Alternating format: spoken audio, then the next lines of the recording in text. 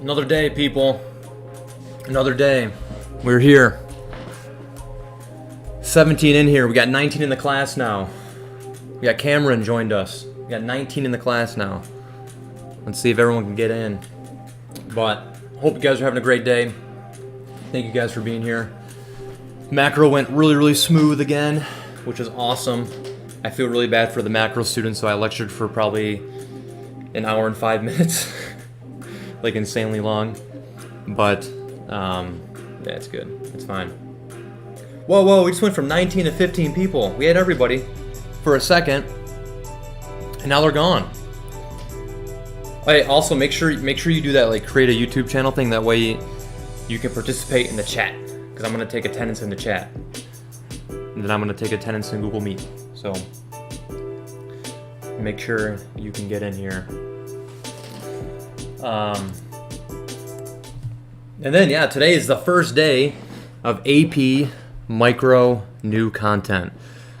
I hope you guys did your problem set 2.1. I hope you guys are feeling real good about supply and demand. I'm going to give you guys, excuse me, the answers to supply and demand later. I want to make sure everyone turned that in. I might give you guys the answer tomorrow. I got to figure out like an appropriate and like an efficient way of going over problem sets. It might be like put more onto you.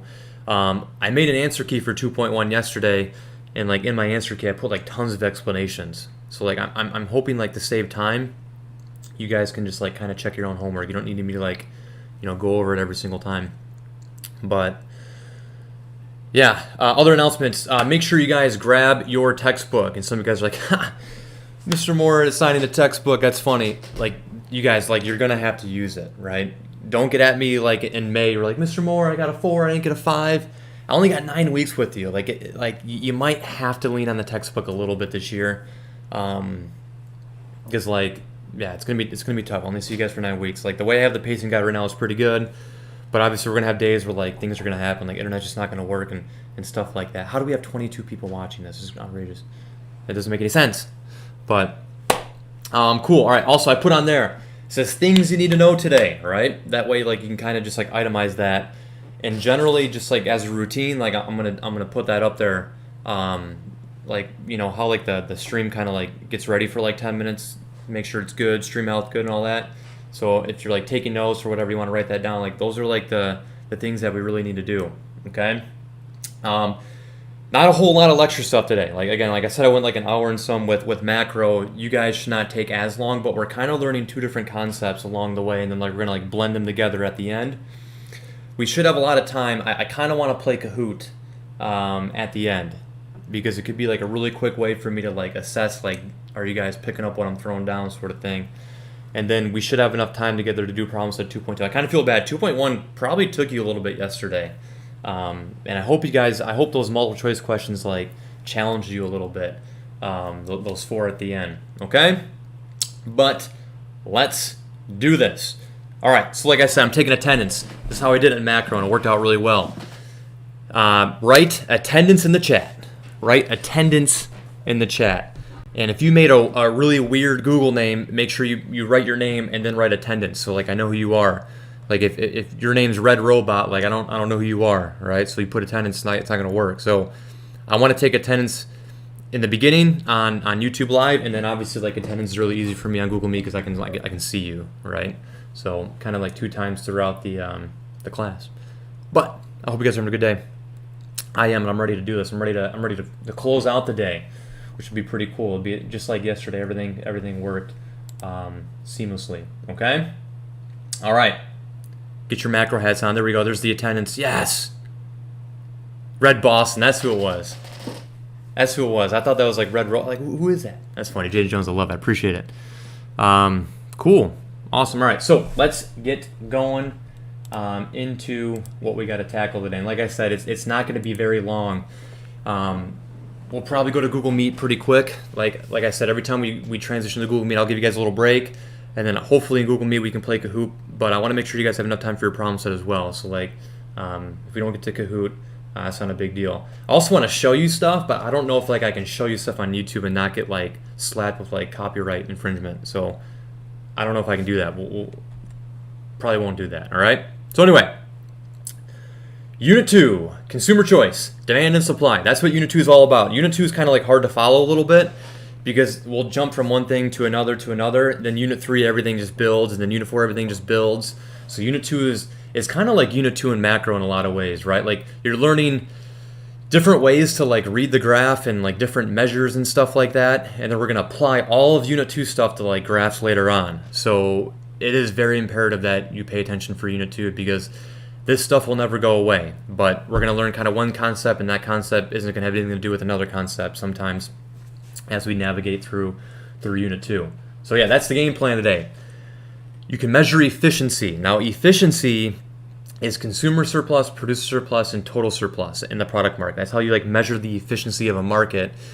We use surplus. We use this thing called economic surplus in order to do so. And then after that, we're gonna, like I said yesterday, we're gonna have government get involved into the product market and see what happens. Like what happens when government gets involved? What happens to efficiency when government gets involved? All right. So anyway, market efficiency. That's what we're talking about. So if I say market efficiency, you're like, you should automatically be thinking consumer surplus, producer surplus, economic surplus after today. Deadweight loss. Something called deadweight loss. So here's those terms I just sort of talked about. Consumer surplus is the difference between what you are willing to pay and what you are actually going to pay, right? We know our demand curve illustrates our willingness and ability to buy a good, right? Some people are willing to spend $20, and if they get it for $5, awesome. Like it's a huge savings. Some people are willing to only buy it for $3, and if the price is $5, then they're not going to buy it, right? You know, like when you walk into a store, generally, if you're trying to find a certain good or service, like you have this idea in your head, like how much you're willing to pay, and then you're hoping that like the cost, the price of it's less than that, and then you would buy it, of course. But there's that savings. You guys ever go to like Kohl's, and you're like, I want to buy some shoes. I'm willing to pay $60, and like you go up there, it's like marked down and all that, and like on your receipt, it's like you saved like $1,000. No, it's erroneous, but like. That's kind of this idea of consumer surplus. It's like how much do you save in a sense. Like now when you spend money, you're not saving. That's the opposite of saving. But like if I walk in a store, I'm willing to spend $60 on a pair of shoes and I spend $40, I have $20 in consumer surplus. If that makes any sense. It's your buyer's maximum minus the price you actually pay for. So like I said, if I spend $60, I'm willing to spend $60 on a pair of shoes and I only spend $40, my surplus is $20. That's my savings. Sort of. But I'm using savings incorrectly when I say that, but it's the easiest way to kind of explain it. Producer surplus is a little bit the opposite, right? If I'm a producer and I'm selling my shoes for $40, the cost I hope would be less than that, right? Like if it costs me $20 to make my pair of shoes, I'm not willing to sell it for anything less than $20, right? So if I sell it for $40 and it costs me $20 to make it, that's my producer surplus is $20, right? What is the price you sell it for minus your the minimum amount that you're willing to part ways with it? That'd be your producer surplus, right? So consumers want to maximize consumer surplus, and producers obviously would want to maximize producer surplus. Okay, so here's like an example of when I did that, right? So if you guys are familiar with Poshmark, it's like this app and / website that you use to buy used clothes. Teachers like us, we kind of ball on a budget, so generally we buy used goods. We generally buy inferior goods. So I was trying to buy like a polo or something like that, like one of my first couple years of teaching, because that was kind of my teacher swag, was like polos. And this lady listed the polo for like $35, and I offer 9, right? So from right there, you can see like their producer surplus. Like she wanted to sell for 35. Anything less than that would reduce her producer surplus, and then I wanted to buy it for like 9 or 10, and in anything more than that, like I'm gonna lose consumer surplus. But it's pretty funny. Like we were both pretty firm, and then it just ended by like we didn't have a deal, which is pretty outrageous. But anyway, that's the idea of like I'm trying to maximize my consumer surplus.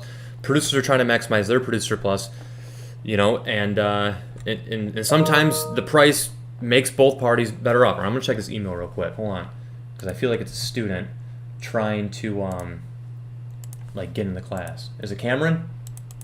I hope Cameron, are you in the class? Yes, you are. Good. Everything went smooth your first day. Sweet. Okay, never mind. All right, going back to this. Okay, good. All right, so we know what consumers and producer surplus now, like in words, right? Hopefully you're able to define it. Let's go ahead and put numbers on our graph for the first time ever, I would imagine, and let's measure it, right? Let's measure it. So our demand curve says the willingness and ability to buy a good, right? So if consumers are willing to spend, some of our demand curve says some people are willing to buy this good at $10, but what is the price of this good? The price of this good is $5, right? This is our equilibrium price, and we're assuming we're operating at equilibrium, all right? So the price of this good is going to be $5 in this market. Like I said, some people are willing to buy this good at $10, right? The demand curve illustrates, but they only pay $5.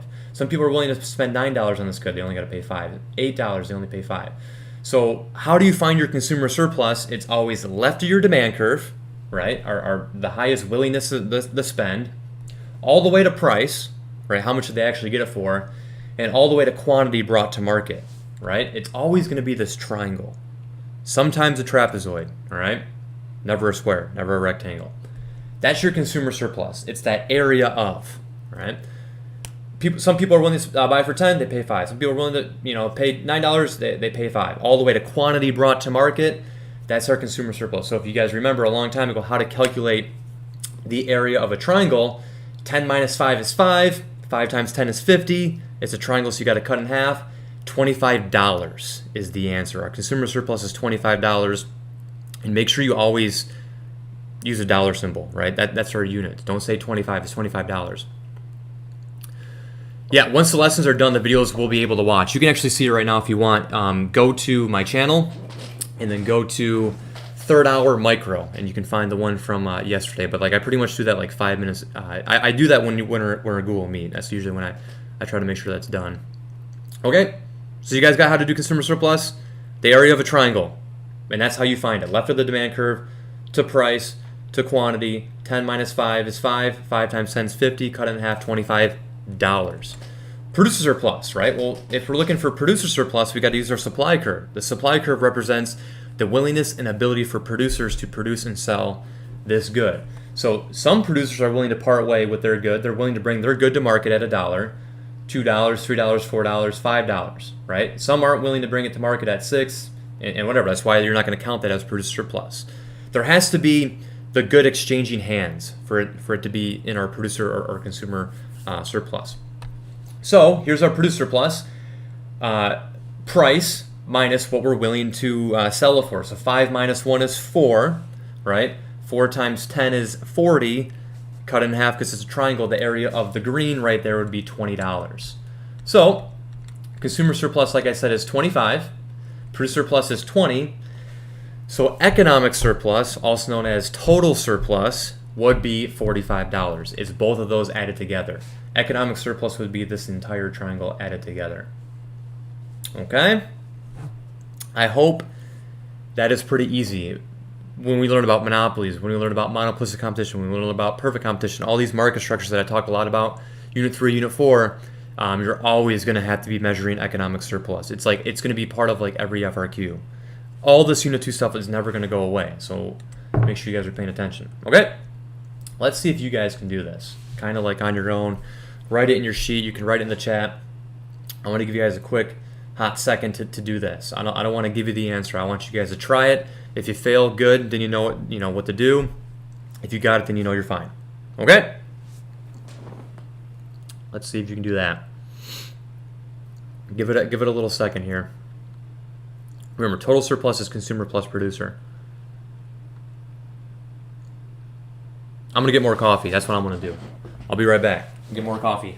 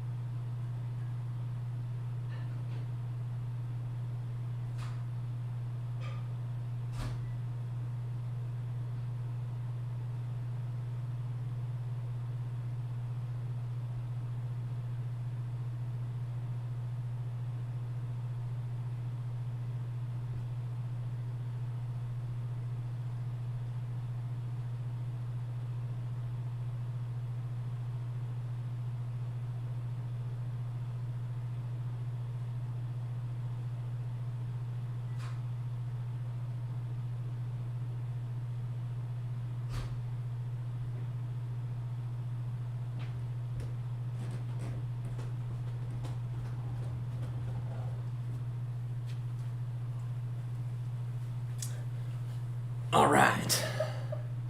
Do we have it? Nice. Give you another second here.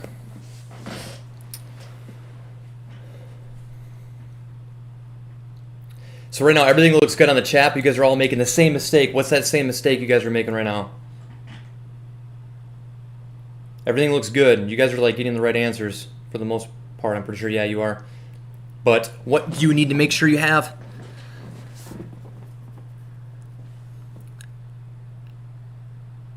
Look at Cameron's already ready for micro. First day in. Look at that. You need to have dollar symbols. Dollar symbols. Don't forget. What does that mean? What's scantly mean? What does that mean? Chase is always saying some things I don't even understand. I don't even know. Dollars. Thank you, Ethan. Yeah, it's got to be measured in dollars. All right, it's got to be measured in dollars. So there's our consumer surplus. So 16 minus 12 is 4. 4 times 10 is 40. Cut it in half is $20. All right. Producer surplus right here, left of your supply curve, all the way to price, all the way to quantity brought to market. Always remember, it's all the way to quantity. It's got to be an economic transaction. 12 minus 11 is 1. 1 times 10 is 10. Cut it in half, it's $5. Right. So 20 plus 5. Our total economic surplus is $25. Again, sometimes this might just be written as economic surplus or total surplus. It's all the same.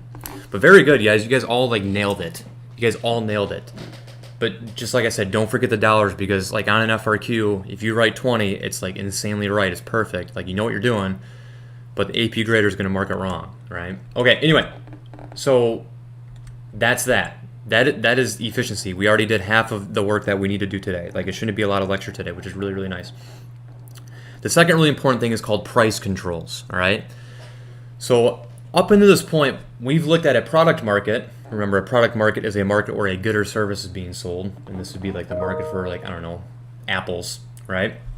What was I even going to say? Oh, yeah. Up to this point, it's totally free market. There's been no government involvement at all until we implement a price control. What is a price control? That's when the government is going to set a minimum price or a maximum price, or sometimes like a price, right? And you guys see it. It's real life. You guys, I hope you've never been to a liquor store before, but if you ever drive by like a liquor store, like a party store, we call it in Michigan, you'll probably see a big sign in the front window, and it says state minimum pricing. State minimum pricing. That basically is a price floor, right? The liquor store is basically saying we can't sell it for any less than the price that we're selling it for. The state doesn't want people to buy liquor at too low of a price, because obviously there's a lot of social problems with alcohol abuse, right? And typically a lot of people that are in poverty sometimes potentially abuse alcohol more than others, right?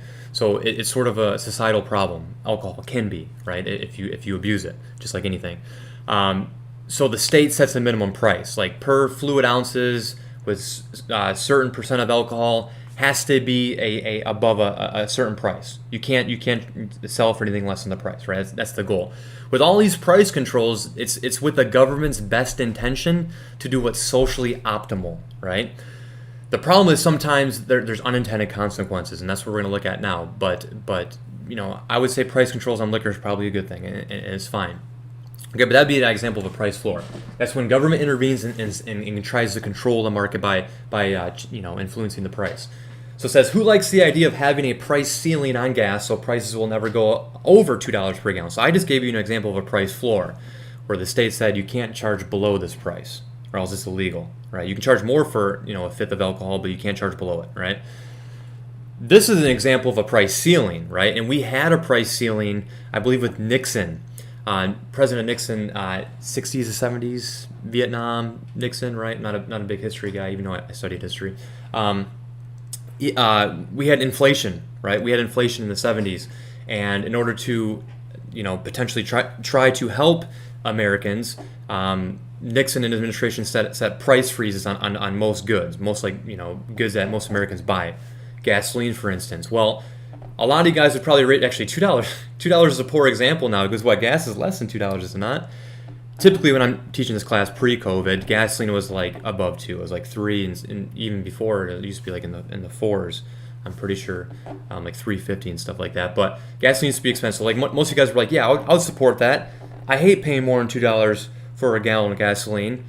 Government don't let gasoline producers, gas stations charge more than $2 per gallon for gasoline. That'd be awesome.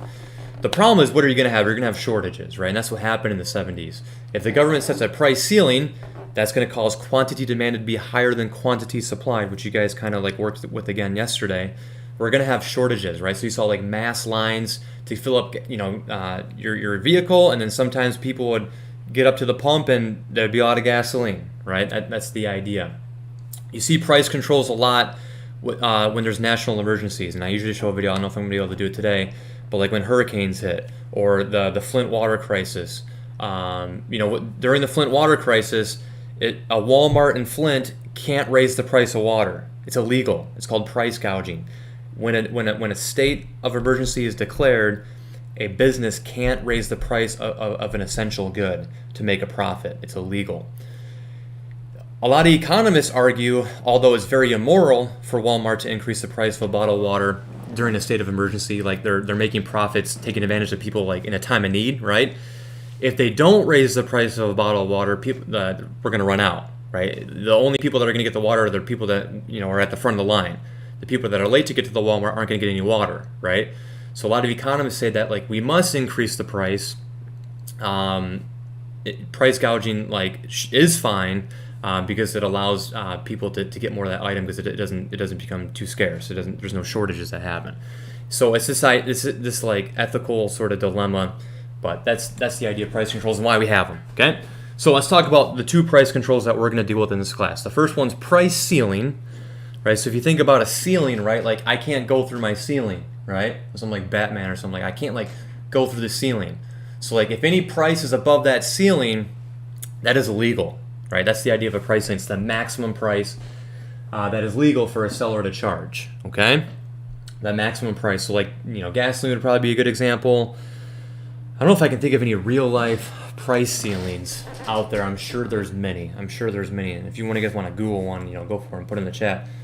A price ceiling where you're. I know a price ceiling. Water, utility, right?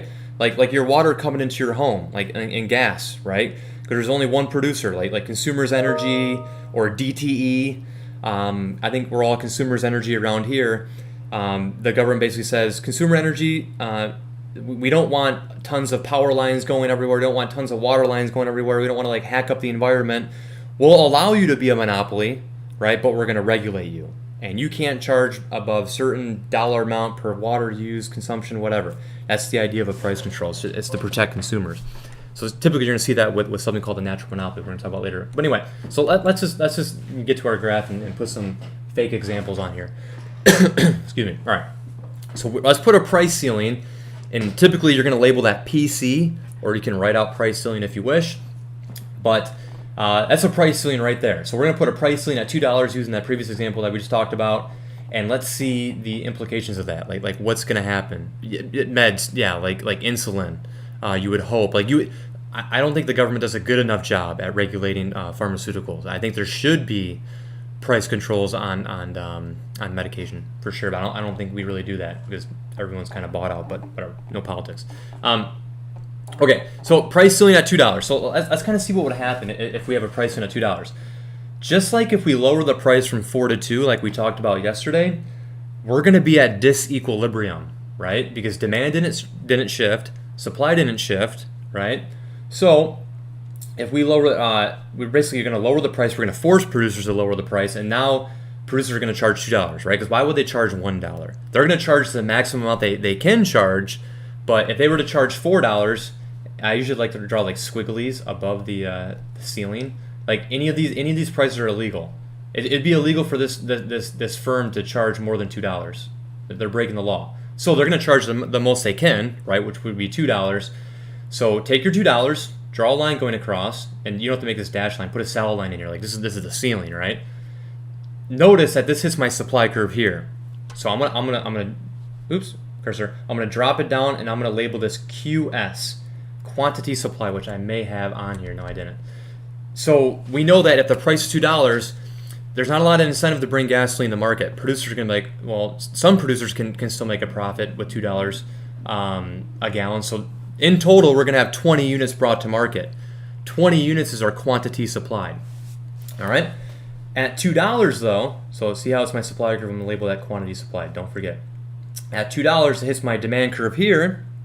So I'm gonna label that QD, quantity demanded, 50 units.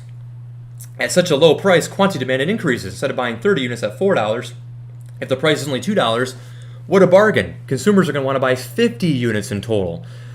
So you're going to notice this price ceiling is definitely going to cause a shortage if we do this. There's going to be a lot of people willing to buy it, and not enough is going to be brought to market. So we're going to have gasoline shortages. Like some people are not going to be able to fill up their vehicles at such a low price. But who benefits from this? The consumers that were in the front of the line that bought gasoline for $2 as opposed to $4 are happy, right? They're happy. But there was a lot of people that were willing to pay more for it, right? And they weren't able to get it. So it helps some, it hurts some consumers, obviously. And it most definitely hurts producers, right? Because less are going to be brought to market and they're not going to be able to charge a price that they could otherwise charge. Next, what I want to do is let's go measure consumer, producer, and economic surplus, right? So does this policy help consumers? Some and some not, right? I forgot to mention, there's this term called black markets, right? What is a black market? A black market is like an underground market. Like you can't see it, like nighttime, like it's underground, right? It's a market that's illegal, right? The government doesn't know about it or like can't monitor it, right? They can't tax it. It's illegal. So what are goods sold on the black market? Like typically drugs, right? I don't know. I would imagine like bad things, right? Like guns and stuff like that. I don't know if it's entirely true, but a lot of people say like organs are sold on the black market, like kidneys and stuff like that. In a lot of other countries, like if you can't get a kidney transplant in the U.S., you're on a waiting list. Sometimes you can go to other countries and get one that was like stolen, right? It's pretty crazy. But a black market. So what's going to happen? Black markets are going to emerge, right? If I'm wise but unethical, right? I'm gonna get to the gasoline store right when it opens up. I'm going to buy a bunch of gasoline and then I'm going to flip it and sell it for $4 or more, right? To people that can't buy it. I mean, you saw this when COVID hit. People would buy toilet paper and probably were trying to flip it online or something like that, right? Which is illegal. You can't do that when a state or national emergency is declared, right? You are the one who is price gouging. But anyway, so a black market will emerge if we have a price ceiling. But I want to get to measuring economic surplus. Actually, we're not going to do that until the next slide. My bad.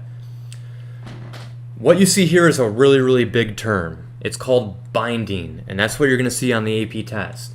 What does it mean for a price control to be binding? A binding price control means it actually alters the market, right? It changes the market. So for a price ceiling to be binding, it has to be below equilibrium, right? This is a huge, people, I'm teaching AP economics for 6 years now. This is a really common mistake. Really common mistake is I'll put a price ceiling up here, and students will label that a price floor, right? You can put a price ceiling at $6. It doesn't not make it a price ceiling. You can put a price ceiling at $6. Now, will it alter the market? No. If the government says gasoline producers, you can't charge more than $6 for a gallon of gasoline, they're going to be like, okay, cool. We're going to operate at equilibrium. We're going to charge $4 for a gallon of gasoline, right? So you can put a price ceiling anywhere. It's not going to not make it a price ceiling. A price ceiling, by definition, means it's the maximum price that can legally be charged. But for it to be binding, for it to actually change the market, to actually cause disequilibrium to occur, a price ceiling has to be below equilibrium. That is super, super important. If we put a price ceiling up here, QD and QS is going to be 30. All right, it has to be below equilibrium to be binding. You're going to see that term a lot, and it's super, super important. If we get time for Kahoot today, I'm going to try to trick you. All right, so be ready for that. Okay. All right, let's look at a price floor. A price floor is the opposite. It's that example I use with like liquor sales in the state of Michigan. I don't know if there's state minimum pricing in all liquor in all the different states, but in Michigan it definitely is a thing. The minimum legal price, right? A seller can sell a product, right? So sometimes you see this in agriculture to help and protect farmers, right? So farmers can sell crops at a higher price to give them an incentive to produce corn, which we use in everything, right? Everything has like high fructose corn syrup. So the government wants to ensure that enough corn is produced in a given year, and that farmers are incentivized to make money on corn, right? An essential good produced in a country. So price floor, right? Again, I can put a price floor wherever, right? It's just a minimum price. I can put it at 5 or 4 or 3, 2 or whatever. For a price floor to be binding, where do you think we got to put it? Where do you think we got to put it? Above equilibrium, right? We'd have to put it above equilibrium. If I put a price floor down here at $2, anything below $2 is illegal. Producers are going to still charge $3, right? They're going to be like, I'm not charging 2, I'm charging 3, so it's fine. A price floor has to be above equilibrium. Again, what I like to do when I'm actually drawing the graph is if this is a floor, make it a floor, right? Scribble all these prices underneath here. Get rid of all, right? Because all these prices now are illegal. It'd be illegal for the producer to charge 3. It'd be illegal for the producer to charge 2. I like to scribble all this. Anything above 4 is legal because it's a floor. Like you can't go beneath the floor. So a price floor to be binding has to be above equilibrium. But again, you could put a price floor wherever. It's not going to not make it a price floor, like depending on the location you put it on the graph. Okay? So there's my price floor. I label at PF typically. So what's going to happen, right? It's the same thing as if producers just magically increase the price. There's no change in demand or supply. What are we going to have? We're going to have a surplus. And again, why is that? Well, now there's a floor, right? So corn farmers aren't able to sell it for less than 4. They have to charge 4 or more, so they're charged 4.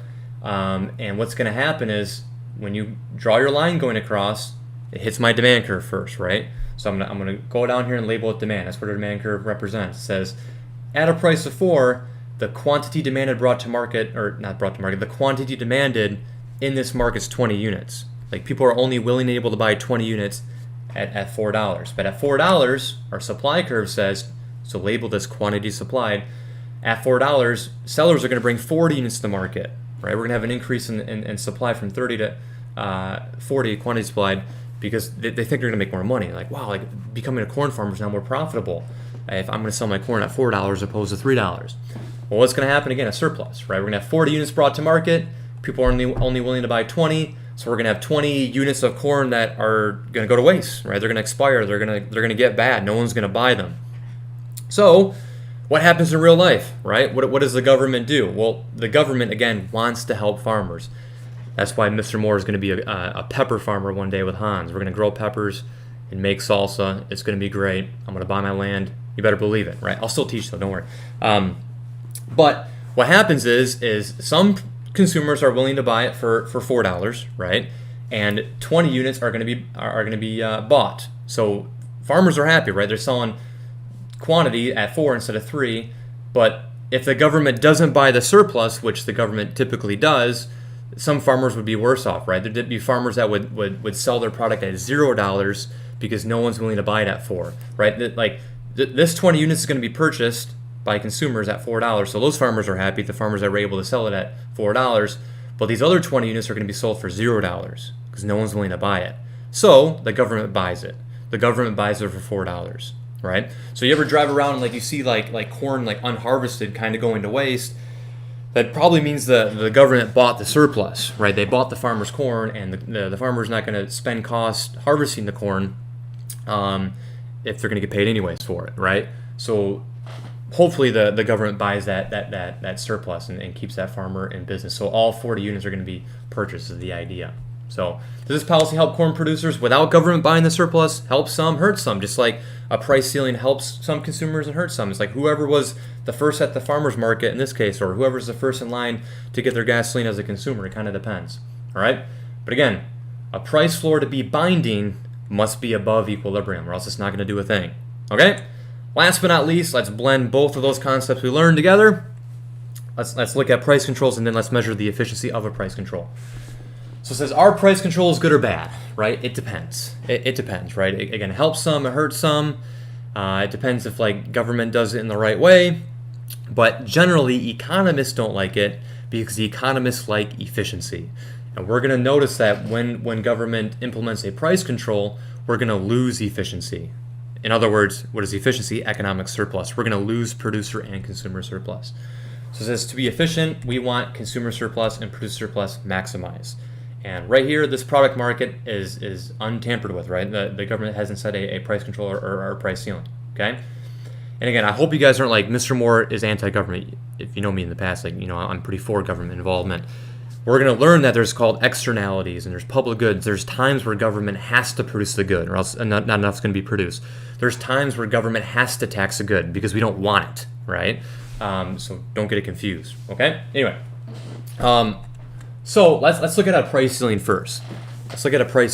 I'll give you a second if you are taking notes to like just draw like a generic price ceiling on your notes, right? So just draw supply and demand X, and then put a price ceiling below equilibrium.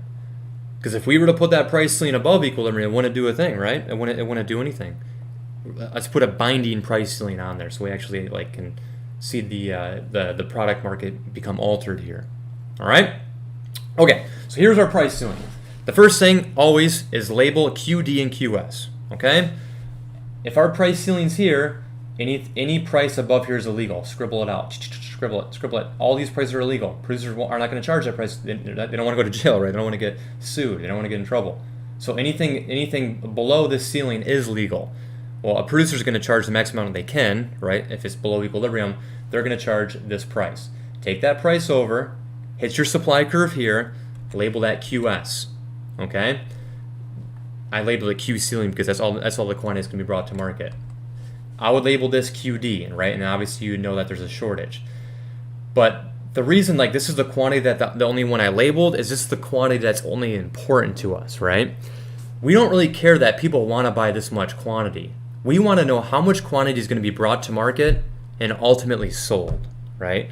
How much quantity is going to be brought to market and people are going to buy it. There's an economic transaction that's going to take place. The good is going to change hands from the producer to the consumer, and that's going to happen at this quantity. This much quantity is going to be brought to market, and you bet people are going to buy that much quantity because it's at a lower price than an equilibrium price.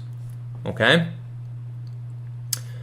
All right. So what I like to do is I like to actually draw this thing going all the way up, and I may have no, I didn't. Draw a line going all the way up here. Okay? Because when I said initially, how do you measure consumer surplus? Consumer surplus is willingness to pay and what you actually pay. So left of your demand curve, above the price, all the way to quantity brought to market and sold, right? We're going to get this much quantity brought to market and people are going to buy it. So I like to draw this line going all the way up. So there's your consumer surplus. That's why I said sometimes it's going to look like a trapezoid, all right? So how do you find the area of a trapezoid? You guys probably know some crazy equation, but I just do the area of a triangle and then I add it to the area of the rectangle, right? I think it's like the easiest way to do it, right? So I don't have any numbers in the graph, so we can't calculate it. But if we're asked to shade it in, there it is. There's our consumer surplus. I hope you understand like why we're not going to go all the way over here, right? We're not getting this quantity brought to market, right? People are willing to pay for it, paid for it, but like people that are willing to buy this much quantity at this price aren't going to buy it, right? It's not available. It's not going to be brought to market. Okay? All right, so that's consumer surplus. Producer surplus is willing to sell it for, right, left of our supply curve. What they actually sell it for, same thing, all the way to quantity that's going to be brought to market and sold. All right, it doesn't matter how much people want. Is it brought to market, and are people going to buy it? Yeah. So we're going to go to that quantity line. It's always going to be that first quantity that you label when you draw that price going across your graph. It's whichever curve it hits first. That's going to be like your quantity line that matters. So there's our consumer surplus. There's our producer surplus. So from there, we can generalize this. Price ceilings are generally good for consumers at the expense of producers, right? Producers are not going to like it because they're not going to be able to charge as high as the price they otherwise could. There's going to be less incentive to bring it to market. Some producers are not going to be able to bring that product to market at such a low price. And a lot of consumers are going to be happy as long as they can get it, right? There was some consumers here that were willing to buy it at a higher price, but they weren't able to get it, right? So that's why they're not labeled as consumer surplus, that quantity that they weren't willing to buy it for, okay? So now we're left with this triangle here. What do we label that, right? That's called deadweight loss. Deadweight loss. You're going to have to be able to remember that forever and ever. You're going to be asked to identify deadweight loss, and a plethora of graphs we're going to learn about in this class. Deadweight loss is kind of hard to define, really. It's quite simply the loss of economic surplus, right? Before we tampered with the market, right, there was no deadweight loss, right? But now we lost that what was consumer surplus and what was producer surplus. What do we call it? It's just deadweight loss. It's just loss of market efficiency. It's economic transactions that would have taken place that are no longer going to take place. Here's a big tip for you, like if you're taking notes. It's deadweight loss is always a triangle pointing towards equilibrium. More specifically, it's always a triangle pointing towards the socially optimal equilibrium, but we're not going to get into what is socially optimal yet. That's going to be Unit 3. But if you write it now, like, it'll make more sense later. But it's always a triangle, and it's always going to be pointing towards equilibrium, which it is here. So it's going to help you at least for right now. It always will be, okay? It's always a triangle. Deadweight loss is never anything else. No other shape, or else you did something wrong. It's always going to be a triangle. Okay? So, do economists like it? No, because there's deadweight loss. There's loss of economic surplus, okay? So later on next week, we're going to look at like world trade. Are tariffs good? We're going to look at if we tax goods, is that good? We're going to notice that there's always going to be some sort of level of deadweight loss when the government intervenes, okay? Sometimes it's good, though. The benefits exceed the cost.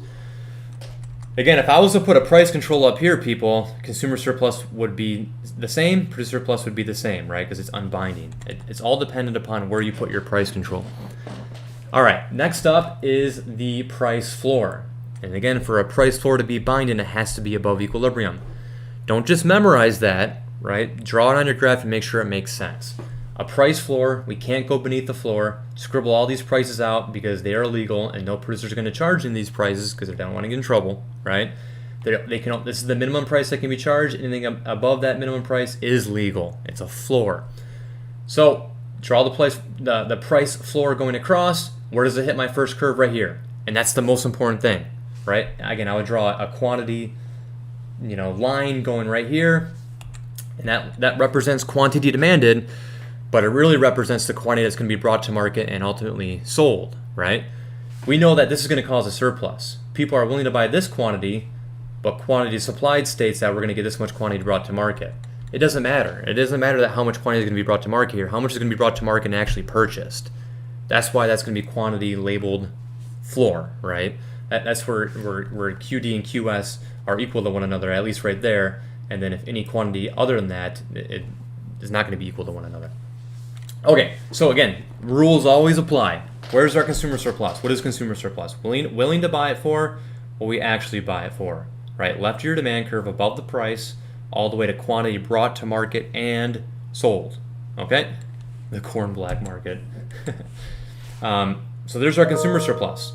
Producer surplus, willing to sell it for what you actually sell it for and where you actually able to sell it, right? All the way to quantity of the floor, quantity brought to market and sold. So again, you can see that a price floor generally helps producers a little bit more than consumers, right? So the government would do so to like help a producer, like to help a corn farmer or something like that, or to make people buy less alcohol or something like that. It's done to help the producer rather than the consumer. And then obviously we're going to have some sort of deadweight loss here. It's not here, people. Triangle here, pointing towards equilibrium. And why is it there? Because this was consumer surplus, all of this at one point, without the floor. This was all producer surplus at one point, without the floor. and now it's gone. It's just quite simply loss of economic surplus. That's the idea of a deadweight loss. Okay? All right. Now it's decision time. I think we should do. I think we should do. You know what? I don't know if we'll do Kahoot. Put a 1 in the chat if you want to do Kahoot, but if we do Kahoot, it might take 10 to 20 minutes extra to do your homework, like outside of like the time frame. Because I don't know if I can give you a link to the Kahoot to just do. I don't know if I can do that. But I want to give you guys enough time with your problem set where I can help you out and you guys can get it done. You guys want to do Kahoot? Because the Kahoot definitely is going to have more challenging questions than the problem set probably. Let's do a Kahoot. And I think actually we might be able to do if we're efficient with the Kahoot and you guys all answer your questions, not making like rogue accounts, we're not going to have to wait the full time, right? We can boom, boom, boom, hit it. All right, let's do the Kahoot. Now, with the Kahoot, I want to do it in Google Meet because we're going to have the delay on here. So I'm going to meet you guys in Google Meet. Let's go ahead and take our 5-minute break now. So go get your food, go get your coffee, go get your water, go to the bathroom, take the 5-minute break. I will see you guys at 1:50. I'm going to go ahead and post the problem set, but I want you guys doing the Kahoot. I want you guys doing the Kahoot first, okay? I'll see you guys in Google Meet. No Kahoot! Well, here, how's this? If you don't want to do the Kahoot, I'm going to post the problem set. So you don't have to participate in the Kahoot. You can go ahead and do your problem set. Yep, see, Jenna's got it figured out. She was there before I had. So I'm going to be in Google Meet. I'll see you guys. Take your break. Get ready to get that Kahoot code. If you don't want to do Kahoot, like Andrew, and I think it was Jaden, that's fine. Do your problem set, but make sure you're hanging out and Google Meet with us for at least a little bit. Okay? All right, I'll see you.